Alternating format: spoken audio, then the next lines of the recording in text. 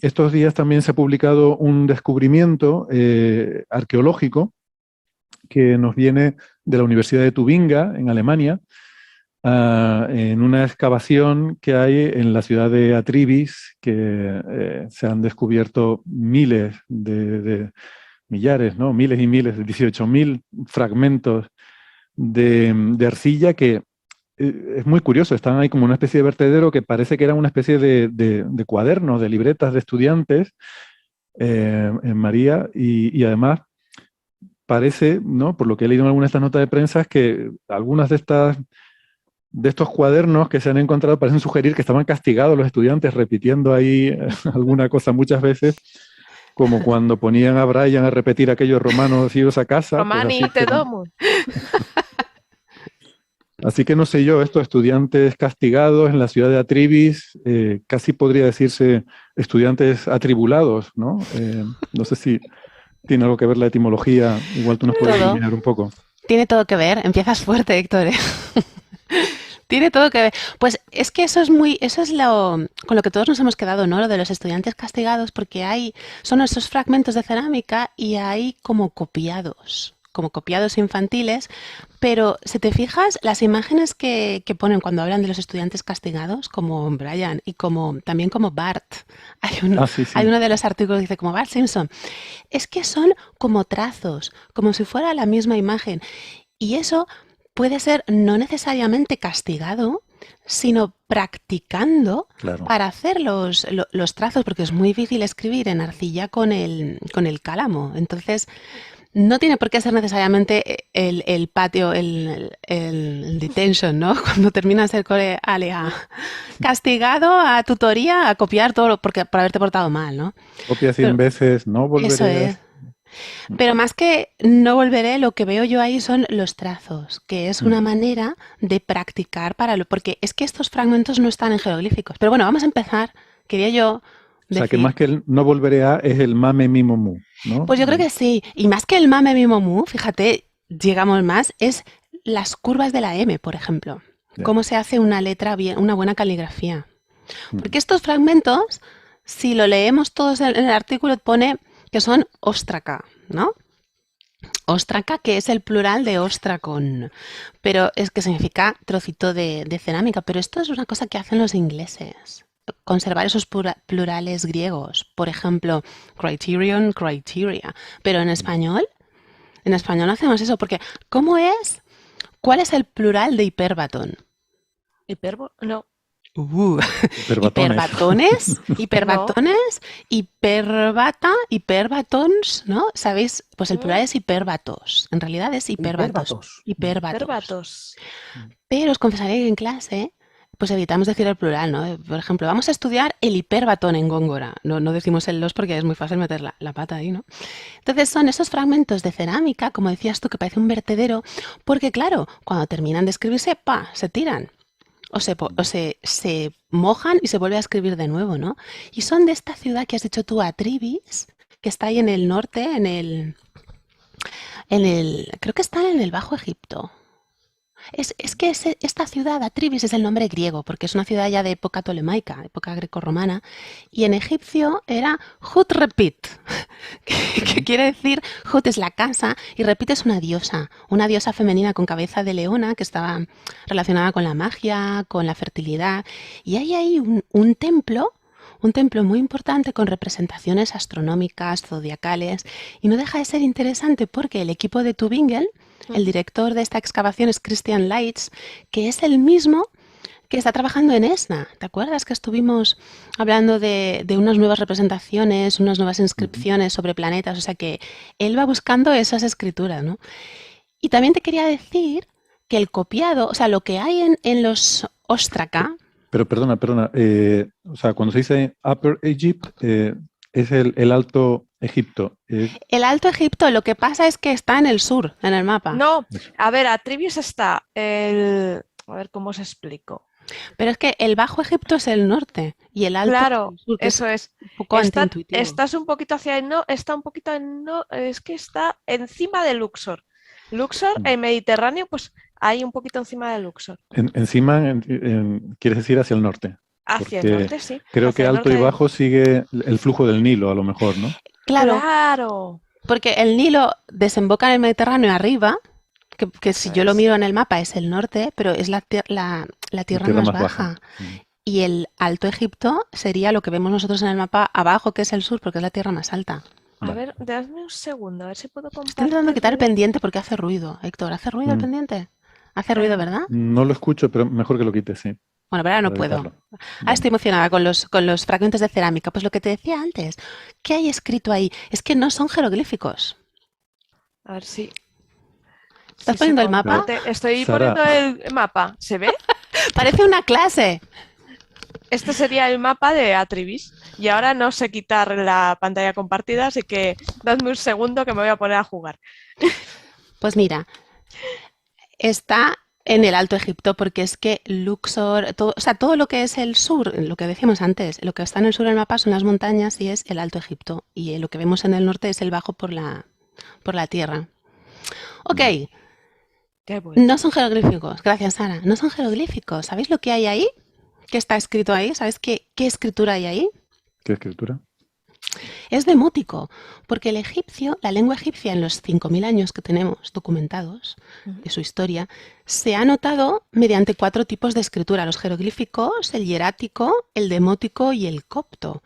Y si veis las imágenes, lo que hay aquí son trazos. El emoticón, dice. Ese, Perdón. el demótico, que demótico, claro, es del griego, como todos sabéis. Demótico es del griego demotikos, que significa pues popular, del pueblo, porque los egipcios no lo llamaban demótico, claro está, porque es una palabra griega. Ellos lo llamaban seja emshat, que significa literalmente la escritura de las cartas, porque los jeroglíficos son principalmente monumentales, es decir, es que se grababan o incluso se pintaban en los muros de los templos, pero para el día a día, para escribir textos administrativos o incluso literatura, se empezó a usar el hierático, que es como una simplificación cursiva de los jeroglíficos, y el demótico es la simplificación del hierático, o sea, la simplificación de la simplificación.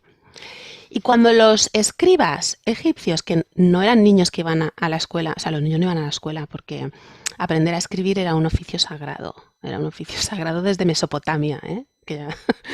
Entonces, cuando empezaban a escribir, no aprendían los jeroglíficos primero. O sea, no aprendían, como decimos nosotros, perro, ojo, pie, pajarito. Ellos aprendían el hierático primero y luego el demótico en época ya a partir del siglo VII.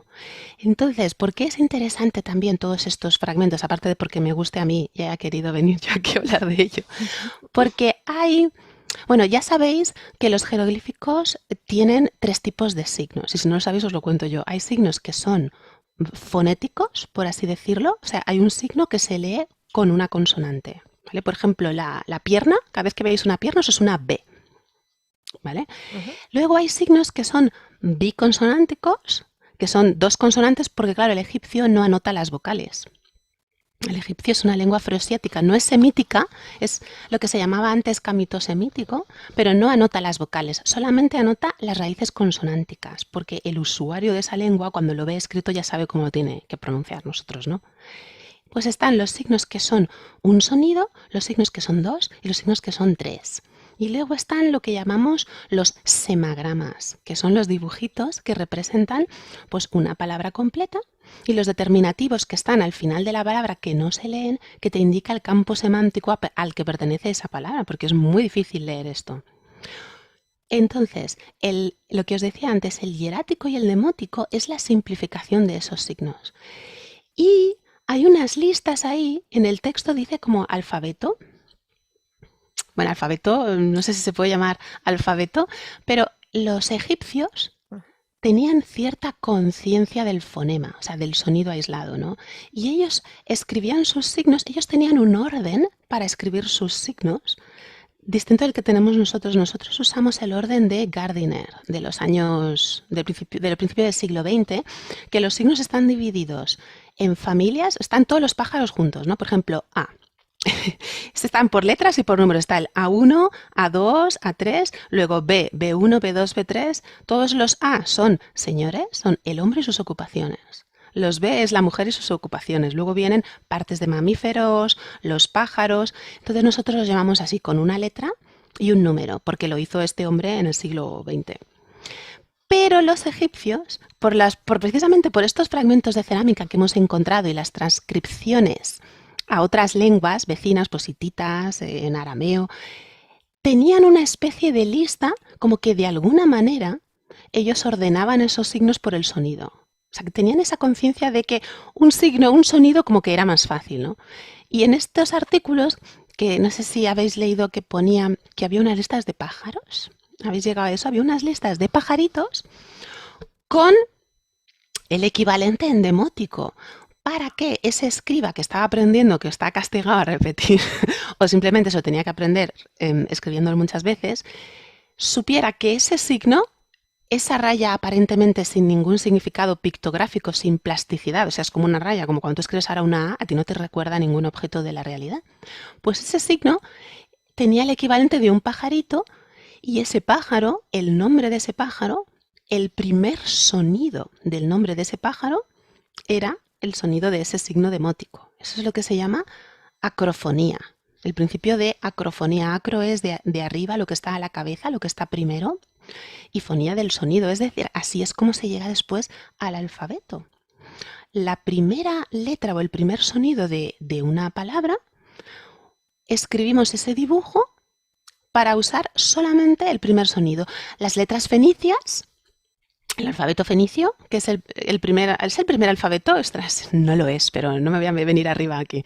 El alfabeto, el Aleph, ¿vale? La letra que es de donde viene nuestra A. Es una cabeza de buey doblada. Entonces, si el buey se dice Aleph, pues yo escribo la cabeza de buey para representar solamente la A, pero no es una A. No paro de deciros, esto es así, pero no es así. No es una A, es una oclusión glotal, es como A. ¿Sabéis cómo hacer la oclusión glotal? Os lo voy a enseñar. Si tú dices barbacoa, la palabra barbacoa, separando cada sílaba, barbacoa. ¿Qué? No, George Idal no. Lo sabía. Entonces, os echaba de menos, ¿eh? No tenía ese clip preparado. Bueno, es que se me acaba de ocurrir. Entonces, lo que quiero decir es que en estas listas que estamos viendo aquí es como iban ellos, como tenían esa idea que luego nos llegará al alfabeto, de que cada signo, o sea, es más fácil asignar un sonido a cada signo que usar un símbolo pictográfico para toda una palabra. No sé si me estoy viniendo arriba, ya estoy contando muchas cosas. Francis dice que sí, me estoy viniendo arriba. Pero Estás que no desviando es un poquito arriba, del tema, ¿no? Que era una cerámica, No, pero, no es a escritura. ver, Estás a hablando de mí me- pronunciación. No, Es que pero las fíjate, es cerámicas que lo que estás... tiene esta lista, claro, esta equivalencia de este signo es el mismo sonido que este pájaro. Es como se enseña también a los niños a escribir. Tú pones el árbol y les enseñas la A de árbol. O sea, es igual, es la misma forma. O sea, María, que estás comentando que no es que sea la letra y la primera letra del nombre del pájaro, sino que es como el sonido. Sí, exacto. Eso es. Este sonido, si yo quiero escribir el sonido B, ¿vale? Entonces pongo un pájaro que se llama Buritú, por ejemplo. Entonces, la primera letra, el primer sonido de ese pájaro es lo que está representando este símbolo demótico que no tiene ninguna imagen, no tiene plasticidad, es como rayas, como trazos. Pero no es que esa letra se pronuncie, el fonema, sea parecido a la onomatopeya que realiza el pájaro. Sino No, que la tiene nada que ver. onomatopeya no, el nombre del pájaro. El nombre del pájaro, vale. Por ejemplo, si yo quiero escribir la letra A, ¿vale? Como dice Sara, pues escribo un árbol, pero no voy a pronunciar árbol, sino voy a decir que esto es árbol, ¿no? Pues el primer sonido es la A y esa A es este símbolo demótico que tú ahora te tienes que aprender y escribir 100 veces para después transcribir las cartas que va a escribir el faraón a los sacerdotes para recoger los impuestos. Digamos que estas tablillas, Francis, son como la cartilla Micho que teníamos de Cartilla pequeños. Micho. Lo que pasa es que allí era la cartilla Bastet. ¿Cartilla Bastet? Claro. Esto es como lo de A de la Almena, ¿no? Y B de Barcelona. Pues un poco Exactamente. quedarte con la primera letra del. Y, o sea, que esto que tenemos en estas arcillas, en estos fragmentos que se han recuperado, entonces tiene pinta de ser eso, escribas aprendiendo Sí. la transcripción de estos jeroglíficos a demótico o alguna otra forma de escritura. A demótico, que es una escritura egipcia que anota la lengua egipcia, pero no es un jeroglífico. En realidad el jeroglífico solo se usaba para los muros de los templos, para decoración, pero el verdadero escriba empezaba a escribir con hierático. Y después el demótico es la simplificación del hierático, como más rápido y más cursivo. Ujú. O sea que el dibujo del pájaro, él sabía cómo se llamaba ese pájaro y el primer sonido de ese pájaro Ujú. era el trazo este que estaba escribiendo. Ya. Por eso Eso tenía es. que contar todo eso, Francis. O sea, que no era a priori cosas de estudiantes, de alumnos, sino que podía ser de los propios profesionales, de los propios escribas, para Bueno, practicar o para lo que fuera. pero pueden ser alumnos también, pueden ser la escuela de escribas, pueden ser los escribas practicando escribir, porque la letra con sangre entra, eso es ya desde Egipto y desde Mesopotamia. Hay muchos tratados, muchos papiros de instrucciones o de consejos de un padre a su hijo. Hay uno famoso sumerio, ¿vale? Que dice que es y bueno, egipcio también, que le dice un padre a su hijo, aprende el oficio de escribir, que es el más, el que más te va a recompensar toda la vida. No vas a tener que trabajar en el campo, no vas a romperte la espalda ni las manos trabajando en el campo, pero eso sí, mientras aprendas las letras, tu maestro te va a romper la espalda con la vara. Uf. Ujú. Entonces tenías que practicar muchísimo. Y también hay papiros conservados en hierático, como con glosas o con anotaciones en otro color, como el profesor corrigiendo al estudiante, que esta letra no es así, sino que se hace con otro giro, con otra grafía. El Ya famoso boli tenían rojo. boli rojo. El boli rojo. Pero Hay textos en rojo, pero no significa que fuera una corrección. Hay partes en rojo y partes en negro. Todavía se está debatiendo qué significaba ese rojo. No era siempre la corrección en rojo, ¿eh?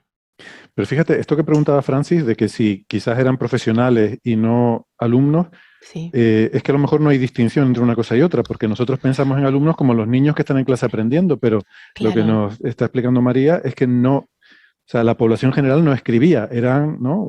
Claro, claro.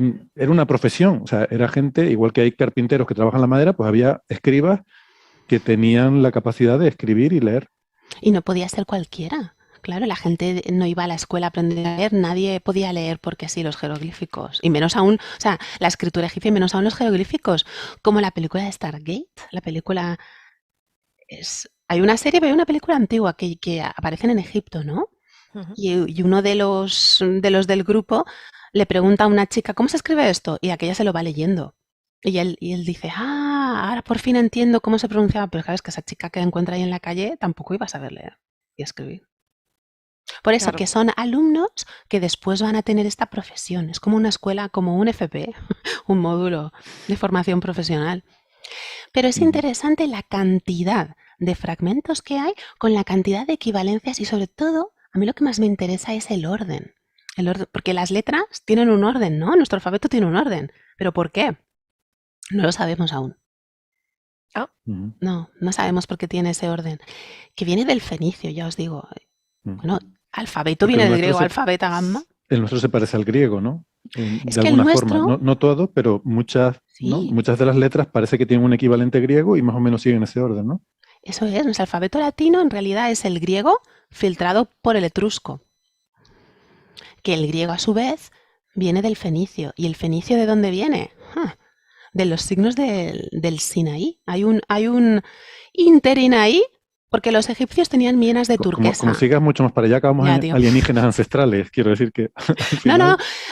La teoría que hay es que el alfabeto, las letras alfabéticas vienen de unos signos jeroglíficos del Sinaí, de los egipcios que tenían ahí minas de turquesa y tenían esclavizados a unos cananeos que eran semitas. Entonces tomaron esos signos y los fueron simplificando y de ahí el fenicio y las letras hebreas. Ya está. Bueno, y... Hay mucho más que decir aún, no yo aquí ahora, sino de este trabajo, de estos fragmentos. Hay mucho que estudiar ahí. Sobre todo del orden de las letras, de las equivalencias y de cómo ellos tenían ese sentido, ¿no? Esa intuición de alguna manera que este sonido vamos a dejarlo en esta letra sola en vez de porque leer egipcio, leer jeroglíficos es una movida muy gorda. Mm. Porque Tienes signos que son fonéticos, signos que son toda una palabra y luego los determinativos que no se leen. Y tú tienes que saber leerlo. Tienes que reconocer la palabra. No es nada baladí. Uf. Y son 18.000 fragmentos, o sea que esto dará para unas cuantas tesis, ¿no? Supongo. Sí. Hombre, aquí hay una información valiosísima. El tipo de documentos que se copiaban para practicar, las cartas. Muy interesante. Muy bien. Ya está, Pues ya me voy. estupendo. No, porque también tenemos que hablar de la caída del imperio neo-asirio, ¿no? Eso es. Espera. Pues ha salido un paper en Science, ¿no? Que habla de una supuesta relación que postulan entre la caída de ese imperio, que tuvo su auge aproximadamente en el 670 a.C., ¿no? Sí. Y tuvo un declive y un colapso completo en 50, 60 años, y esto lo relacionan con un cambio climático. Se hablan del auge de este imperio en una época relativamente abundante en lluvias, ¿no? Una época muy húmeda. Eso es. Y luego el declive en una época de sequía, de megasequías en la región. Así es. Hombre, siempre se ha explicado la caída de los grandes imperios, siempre se ha explicado precisamente por su extensión, ¿no? Por los problemas geopolíticos. Un territorio tan amplio es difícil de gobernar, es difícil recaudar impuestos, controlar a la gente. Entonces, este imperio neoasirio, que has dicho tú muy bien, porque le llamamos el imperio asirio, pero en realidad es neoasirio. Es que lo leí en el título del paper, que solo me he leído el título y el abstract.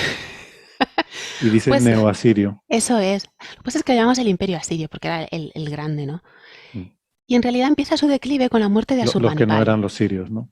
Ya, no quería entrar ahí en aquel glorioso programa que el mundo se dividía en sirios y no sirios. Bueno. Claro, sirios y asirios, es que Eso está es. con la negación. Aquel programa épico, que Héctor estaba sembrado ahí, ¿no? Madre mía. Sí, sí, sí, sí. Se ponen a hablarme de cosas de las que no tengo ni idea y la neurona hace asociaciones y ¿qué le vamos a hacer? Bueno, pues con la muerte de Asurbanipal, el grande, el de la biblioteca de Nínive, Esto es 600 Mesopotamia, algo. vamos a ubicarnos, ¿no? Sí. ¿Qué sería la región de Irak? ¿Esa zona? Exacto. Pues el norte de Irak. El norte, hay un triángulo ahí que es Asur, Nínive y ¿cuál era la otra ciudad? No me acuerdo. Asur, Nínive, lo tengo apuntado aquí. Arbela. Son las tres grandes ciudades asirias. Primero están los sumerios. Ya lo sabes tú, todo empieza en Sumer. Después están los asirios, que son acadios y babilonios.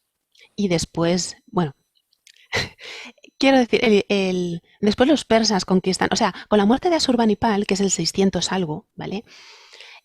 Pues claro, el imperio se resquebraja y los persas, los medos en ese momento se alían con los babilonios y aprovechan las guerras internas, las guerras civiles, para invadir el territorio y hacerse con el poder, ¿no? Entonces esto es lo que siempre se ha explicado en la clase de historia.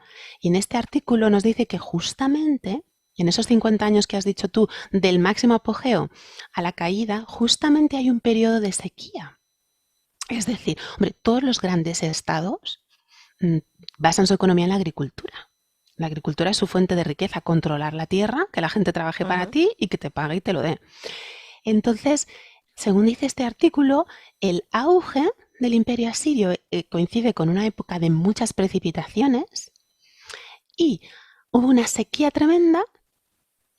Lo que dice es que pues, se estropearon las cosechas y fue la pérdida de esa explotación agrícola lo que precipitó esa caída. No que fuera solamente eso la causa de la caída, sino que fue tan rápido en muy poquito tiempo. Y hay una palabra súper chula aquí que yo no la conocía. A lo mejor vosotros me decís, hombre, claro. A ver, esta palabra que se escribe isoyet, pero se dice isahait, que es hiet, o sea, escrito I-S-O-H-Y-E-T. Isoyet. Entonces viene de iso, del griego, que es igual, pues como isobara, isótopo, y esa palabra yet, del griego, que es lluvia. Entonces ese isoyet, que es isoheit, que suena como algo alemán, según explican ellos, es una línea que se traza en el mapa para comparar las zonas con la misma cantidad de precipitaciones. Ujú. Entonces los isoyets estos coinciden en el tiempo en esta región, justo en ese triángulo de las ciudades importantes que te decía, con un gran número de precipitaciones y después descienden pues un cambio climático, una pequeña catástrofe, se pierden las cosechas y eso hace que empiecen las guerras internas, las luchas por el poder, porque claro, hay menos tierra, entonces quiero cogerle la tierra al vecino, que así es como empiezan todas las guerras, con el deseo de más vacas. ¿Te suena Más eso? más que tierra, lo que quizá querían buscar era acuíferos. Si hay una sequía, Eso es.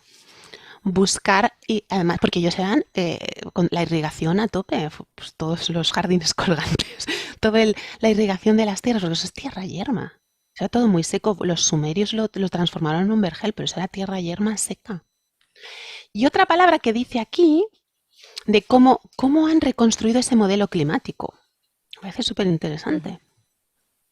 A ver, otra palabra que al final... mira, dice Mario Ambientales que los isoyets en castellano es isoyetas. Que son Isoyetas, suena mal. mapas, sí, son mapas como los de isobaras que representan la misma precipitación. Qué bien, muchas gracias, Mario. Eso es el isoyeta, claro, porque en inglés ese height es de lo que decía antes del griego, que es una Y, que es una U, es huet, huetos, pero no hemos heredado esa palabra nosotros. Mira, yo no conocía esto de isoyetas ni de isoyets. Supongo que es la misma raíz que hidros, ¿no?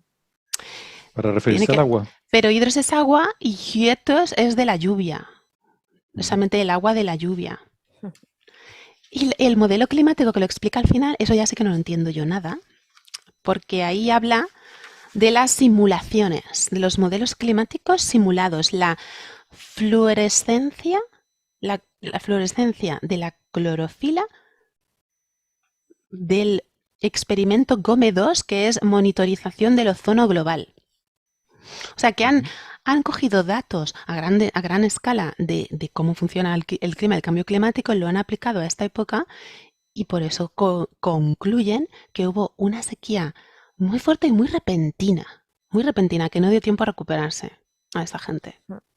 Que además lo han estudiado tomando trozos de estalagmitas. Ah, sí, espeleotemas, esa era la otra Los palabra. espeleotemas, sí. Espeleotemas, que también viene pues como espeleología. Espeleo es del griego que significa cavidad. O sea, que han estudiado las formaciones, ¿no? Las cavidades, estalactitas, estalagmitas. ¿sabes? Las estalactitas, cuando se forman, arrastran pues un poco los minerales de la roca y tal, pero aparte son un gran indicador de cantidad de precipitación, de humedad que tenías y temperatura. Porque dependiendo de las temperaturas también toman unos colores o toman o se degradan de una manera u otra. Entonces, para hacer paleoclima, estudios paleoclimáticos, se usan mucho donde tú no puedes meter coger un trozo de hielo, por ejemplo, en una zona de tierra, pues te vas, si hay una cueva, un fenómeno kárstico, te vas, coges una estalactita y vas cogiendo ahí tus pequeños trozos. Aquí en España se ha hecho en algunas cuevas y se ha determinado cómo era el clima hace algunos años. Qué interesante, ¿no? La cueva Qué de bonito. Cunaba. Sí, La Cunaba, cueva está eso es. Irak O sea que, septentrional. Yo estoy viendo en el paper la estalagmita de la cueva de Maumulu. yo he visto Cunaba solo. Pues aquí es que estoy en el de Nature. Al final, que además es que viene el fragmento y en la puntita donde tienen el evento, donde han registrado. Wow. Y eso me hace pensar en el diluvio, en todo lo contrario, el diluvio universal. Os voy a preguntar una cosa. ¿Creéis que el mito del diluvio está en todas las culturas? ¿Todas las culturas tienen un mito del diluvio? No lo sé. Sí, por ejemplo, nosotros sí. Pero por lo menos las más cercanas a nosotros sí. Pero Los porque tienen una hebreos. raíz común. Entonces, ¿Cuál? claro, quiero decir, los hebreos y nosotros Gastón. tenemos un origen común religiosamente. Entonces es normal que esta religión, que parte de una religión primigenia, pues ya sí que hable de lo mismo. ¿Pero otras religiones tienen diluvio? De Bueno, todas ¿sabéis? formas, no me sorprende que, a ver, todo el mundo en algún momento se ha encontrado con algún día que llovía un montón y dice, joder, es que hoy llovió un montón y lo cuentas y ni los más viejos del lugar recuerdan un día que lloviera tanto como esto, ¿no? Entonces no me parece sorprendente que diferentes culturas tengan una historia de un día que llovió un montón. Otra cosa es que luego Que fuera verdad. coincidan más o menos las dataciones o alguna otra característica. Hola, voy a saltar sobre el tema como si supiera que os he estado escuchando El y iba diluvio. recorriendo hacia mi casa. Aparte de otras religiones como, no sé, por ejemplo, la babilónica y el mito de Gilgamesh y ese tipo de cosas, ¿no? También en la Patagonia Sur había algunos mitos sobre diluvios, que en el caso del mito de Gilgamesh y luego Noé, eso, bueno, uno puede establecer cierta al menos conjeturar cierta vinculación filológica, pero en No el la caso conjeturamos, ahora la vamos a decir. Ok, pero digo, en el caso de las patagónicas lo pongo como ejemplo porque ahí es mucho más difícil establecer algún tipo de relación causal entre un escrito y otro. Pero como bien dice Héctor, ¿no? Llovió mucho, se inundó, no es tampoco tan difícil de inundar. Bueno, ¿cuál le es haya la pasado a primera mucha gente. cultura? La primera cultura. Déjame, perdona. ¿Cuál es la primera cultura que nos habla de un mito del diluvio? mm, Vamos a ver, ¿dónde empieza sé, todo? todo empieza en Sumer, yo qué sé. Sumer. Exactamente. Además, lo que decía Gastón de Gilgamesh, pero ese es el mito ya babilonio, el mito acadio. Las tablillas sumerias, el diluvio, los dioses se enfadaron con los hombres porque éramos malos y nos mandaron un diluvio para matarnos a todos, excepto a uno. Astiusudra, ¿vale? Ese era el sumerio A1 que construyó un barco y puso animales ahí y se llevó a su mujer. Mira, Luego, amigo Noé. es que no es el hebreo heredado de toda esa mitología sumeria pasando por los asirios, por los acadios y los babilonios, Atrahasis y después Utnapishtim. Y ya en época babilonia, como decía Gastón, se introdujo a Gilgamesh en ese mito porque Gilgamesh habla con todos los grandes dioses y va a preguntar y a pedir consejo. Pero os tengo que decir que hay una cultura que nos gusta mucho y hemos hablado hoy de ella, que no tiene mito del diluvio. La egipcia. ¿Sí?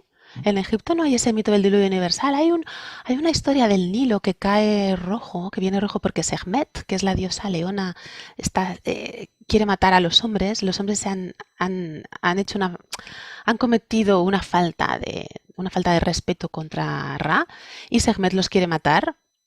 Entonces, para calmar su sed de sangre, echan vino al Nilo y el Nilo corre rojo, entonces ella se lo bebe y sacia su sed de sangre. Y hubo una Ah, crecida del Nilo, pero no era un y mito de del ahí es de diluvio donde universal. vino el villancico de cómo beben los peces en el río, claro.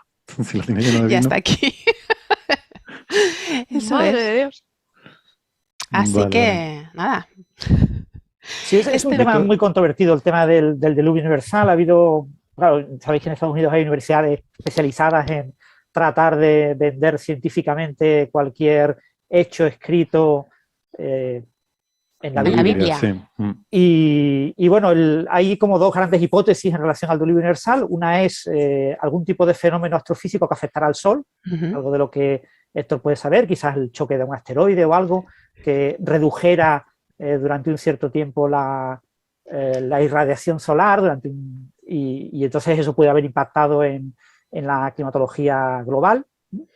Y la otra opción es reducirlo completamente a una región, por ejemplo, la región del Mar Negro. El Mar Negro hay pruebas de que cambió bastante su perfil, no sé, hace 7.000 años antes de Cristo, por ahí. Y entonces eso se asume que hubo una especie de diluvio, de derramar, se derramó, digámoslo así, a las zonas que estaban alrededor, con lo que gran parte del terreno que rodeaba a esa antigua topografía del Mar Negro cambió y entonces muchos de los poblados y poblaciones que había en esa región se vieron inundados, ¿no? Entonces hay esas dos hipótesis. Una hipótesis que intenta explicarlo a escala global recurriendo a algún tipo de fenómeno cósmico, que hay que afectar al Sol, obviamente, y la otra opción es reducir en la escala global a escala local y decir, en esta región que es donde surgen todas estas ideas, pero claro, en la Patagonia ya no lo sé. En la Patagonia llegaron mucho antes.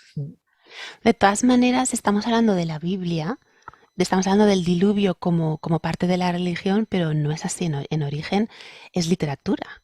Es un mito sumerio, transmitido a través de los babilonios y luego recuperado por los sabios. Muchas de las historias del Antiguo Testamento de la Biblia tienen un paralelo en la literatura sumeria. O sea que aunque para la gente creyente es religión y no puede uno dudarlo, tampoco es algo exclusivo de la religión. Y en la ciudad de Ur es la ciudad de Abraham en la Biblia, Eso ¿no? es. Pero Ur es la capital sumeria, del primer imperio sumerio. Y en los años 50 hubo una excavación allí organizada por el Museo Británico. Un hombre llamado Leonard Bully excavó la ciudad de Ur, encontró tablillas sumerias y lo que encontró, fijaos, fue que estaba excavando y pensaba que había llegado ya al final, al último nivel, pero todavía quedaba más tierra hasta llegar al nivel del mar. O sea, había cerámica, como el vertedero de cerámicas que acabamos de hablar de Egipto. Había vertedero cerámica, restos domésticos, de habitación, ¿no? Y llega un momento en que no había nada. El típico solar donde la gente tira Sí, cualquier claro, cosa. que lo tiras Se puede por la encontrar una ventana al lavadora, patio un de atrás. inodoro. Sí. Pues sí, y hasta que llegó un momento en que empezó a encontrar pues arcilla, tierra arenosa, húmeda, y dijo, ¿cómo es posible si todavía me queda más espacio hasta el nivel del mar? Entonces siguió excavando y después de unas grandes capas de terreno húmedo arenoso, volvió a encontrar lo que dice Héctor, los inodoros, volvió a encontrar restos de cerámica. O sea que hubo ahí un ínterin donde parece ser que todo ese terreno se inundó. Desapareció la civilización durante unos años y después la volvieron a construir, como Skyfall, o no, Nightfall, el cuento de Asimov, que se destruye la civilización y la vuelven a construir cuando hay una catástrofe que se apaga el sol y hay mucha luz por la noche y la gente se vuelve loca, destruyen la ciudad. Voy a tener que releer eso, no me acuerdo. Se llama Bueno, Nightfall, yo sí. creo. ¿Cómo se llama? Búscalo, No lo Francis, sé. que tú eres muy rápido siempre. Búscalo en Google. Asimov, Nightfall. Vale. Entonces, eso le dio a Bully decir, pues en las tablillas del diluvio estaban contando un suceso que tuvo lugar aquí. Y Ur era la capital, el centro económico, administrativo y religioso de todo el imperio sumerio. Entonces debió afectar Es donde se a urdía todos. todo. Claro. Sí, en español lo han traducido por Anochecer. Parece que es un Anochecer, ok. cuento de Asimov del 41. Pues muy buena esa novelilla. Pero independientemente de la historia del diluvio, lo que sí parece que queda bien establecido son estos cambios climáticos, ¿no? ¿Cómo reconduce, Qué bien. Sí, Qué porque buen presentador. Nos hemos ido mucho Ya no me en el invitáis tiempo más. y en el espacio. La sequía y la famosa megasequía, ¿no? De la megasequía esta mesopotámica, Aquí que además parece que afectó más de la historia que solamente este imperio asirio, ¿no? Sí, esa es la gran hipótesis de este arqueólogo, el Harvey Wise, que es el protagonista de la noticia esta que presenta aquí en Nature, que este hombre lleva ya 30 años diciendo que lo que él observó en esa región, con una serie de testigos tiene diferentes maneras de probarlo, de que ha habido una gran sequía, que él en principio era, pues eso, en la zona mesopotámica, pero después lo extendió hacia la zona de India, por ahí, después lo extendió por todo el Mediterráneo, después empezó a verlo también en Estados Unidos, Norteamérica, y empezó a verlo también en Brasil, y entonces ya dijo en 1990, esto es la megasequía, esto afectó a todo el planeta. Lo que pasa es que la mayor parte de los paleoclimatólogos no se lo creen, la mayor parte de los paleoclimatólogos tienen la opinión de consenso de que si ocurrió una gran sequía fue más o menos localizada, y que lo mismo ocurrieron varias sequías en diferentes regiones del mundo. Claro, como las incertidumbres de datación son de cientos de años, claro, pues ocurrieron varias sequías, unas 200 años antes, otras 100 años antes, otras 100 años después, esta más o menos en esta época. Y claro, tú puedes conectar los puntos. Claro, y tú dices, bueno, como tenemos mucha incertidumbre en la datación, pues asumamos que todas ocurrieron en el mismo evento, ¿no? El problema de las barras de error, ya sabéis. Exactamente. Y esa es un poco la idea de lo que comenta el artículo en Nature. Creo que es en Science el paper, Francis, si no me equivoco. Lo que pasa es que en Nature hay un artículo de... sí. Un artículo en Advances. Yo lo puse en el doc del programa, donde ponemos los artículos. Yo estuve mirando los artículos de Wise, los últimos que había escrito. Este hombre escribe 3 o 4 años y todo más o menos de la misma corte, ¿no? con nuevas pruebas de su mega.